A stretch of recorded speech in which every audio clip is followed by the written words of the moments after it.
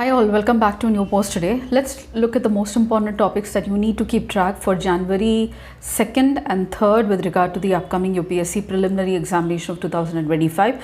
The very first is about a cold wave condition now.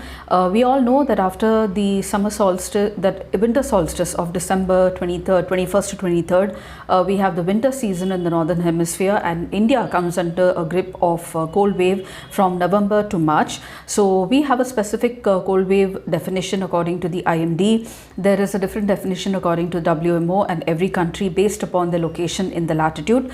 The IMD defines cold wave as those conditions which with a significant fall in temperature at a given place with respect to the normal climatological value. In India, the cold wave conditions are generally experienced from November to March, and they affect human health along with crops and also the wildlife as well.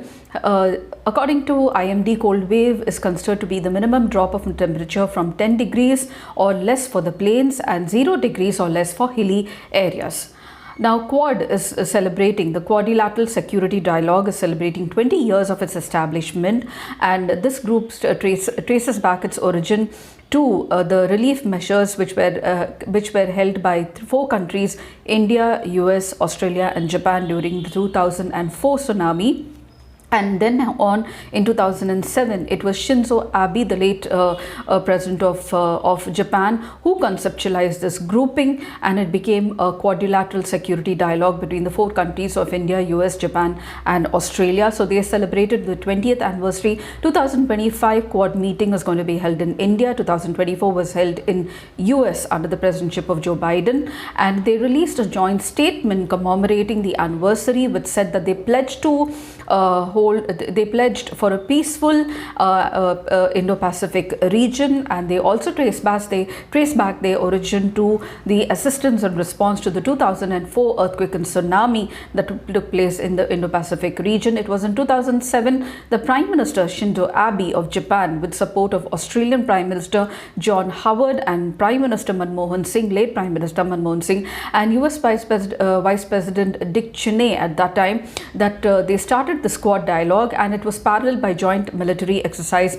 in the form of Exercise Malabar. The diplomatic and military arrangement was widely viewed as a response to increasing Chinese economic and military power. We have a Western Quad, which is I2U2. It is a grouping consisting of India, Israel, US and UAE, and the group's first joint statement was released in 2022, states that the country's aims are to cooperate on joint investment, new initiatives like water, energy, transportation, space, health and food security. Surya Kiran was held between India and Nepal. It's a joint military exercise between India and Nepal and aims to enhance interoperability in jungle warfare, counter-terrorism operations, mountainous terrain and humanitarian assistance and disaster relief under the United Nations Charter on Peacekeeping. The exercise will focus on deployment of drones and counter-drone measures, medical training, aviation aspects and environmental conservation as well. Now, through these activities, the troops will enhance their operational capabilities, redefine their combat skills and also strengthen their coordination in challenging situations. And 10 payloads were deployed by ISRO's POM module, which was deployed very peacefully, and the 24 payloads include certain payloads of startup. So the 10 Indian startup companies flew, their instruments flew into space. It included a green propulsion module that will be tested, and an edge-on computer experiment will be done using artificial intelligence and machine learning. Further, a radar was tested for day and night viewing. Apart from that, 3 life science experiments were carried on in the last stage of the PSLV that flew this module, which was repurposed in the last months by ISRO and named as the POM model, called as PS4 Orbital Experimental Model. So the 4th stage of the PSLV was changed to be used rather than falling into the sea as debris, to be used for these experiments, and therefore this last stage of the PSLV is called as a POM or the PS4 or Orbital Experimental Module. Now, the POM module provides an opportunity for the scientific community to carry out in-orbit microgravity experiments for an extended duration of up to 3 months, which otherwise would have ended as space debris after the mission objective objectives are finally achieved. Now, such an experimental payload serves as a precursor to experiments to validate proof of concept and enable technologies for future missions. The PSLV C-60, as it is called, flew a SpaceX mission, and the fourth stage of this PSLV was used for in-orbit experiments, and a series of 24 payloads was flown into the POM model. This is the fourth such mission of the PSLV fourth stage model, which carried 14 payloads from ISRO's in-house centers and 10 payloads from various non-governmental entities, including academia and also startups as well, and is received through InSpace. This is a significant threefold increase in the capacity of the last stage of the PSLV, with the previous PSLV or POM-3 platform hosted 8 payloads successfully. So these are for January 2nd. Let's come up to January 4th. So the very first issue for January 4th is about Pithampur. Now, Pithampur in Dar district was in use because of the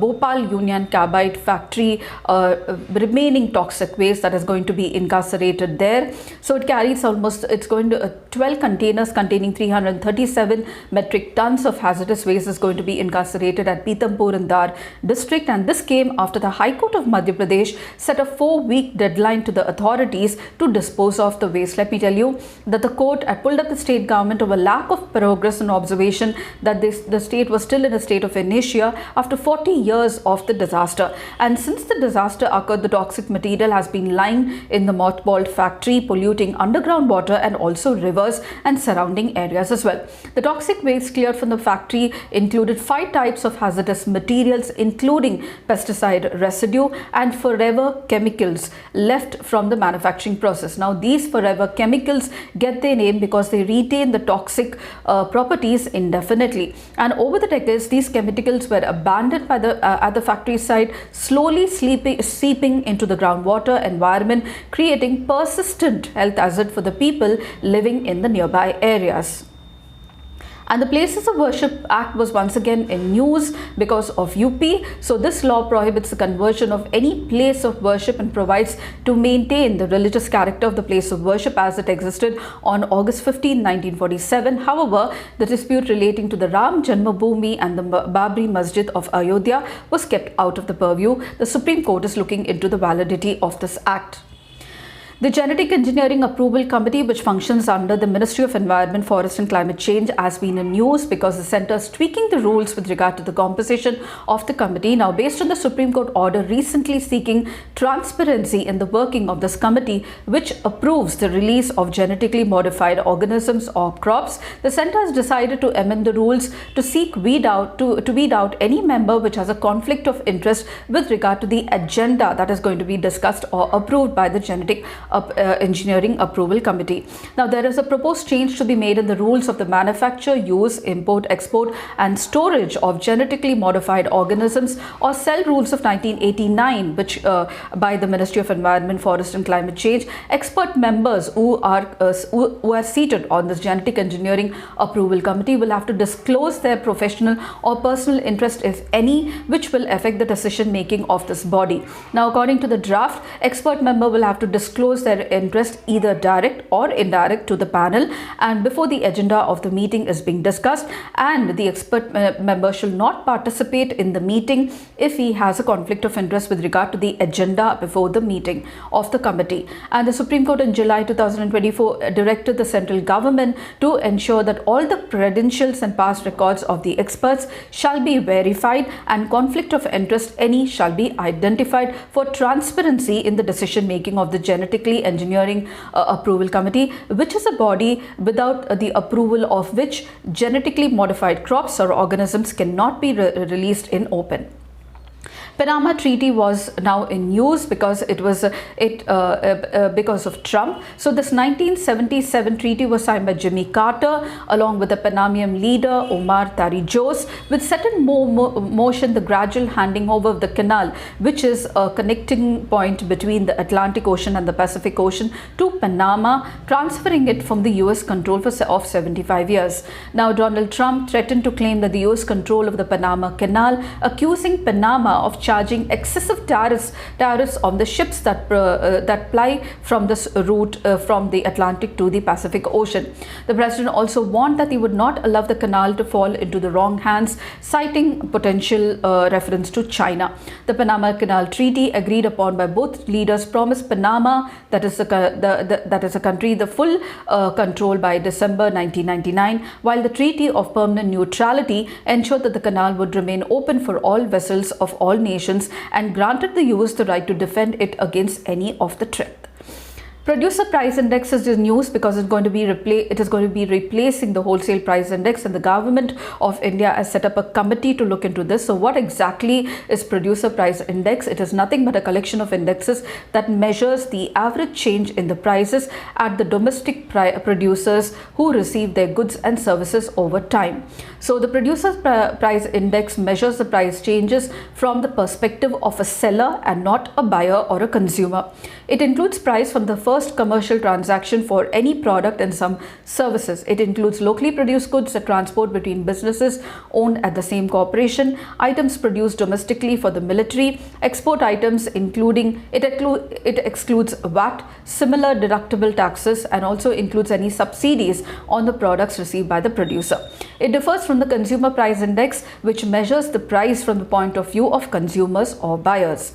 And these along with the last topic for the day, that's about Major Dhyan Chand Khel Ratna Award. This is one of the sports award that is given every year to the sports person. So let's look at it in the next post. So these are the points that I wanted to keep track for you all for January 2nd and 3rd for the most important topics that you need to keep track for the UPSC Civil Services Examination of 2025. If you did, please do like, share and subscribe, and don't forget to comment at the end of the video. I shall see you tomorrow in another important post. Until then, it's very happy learning.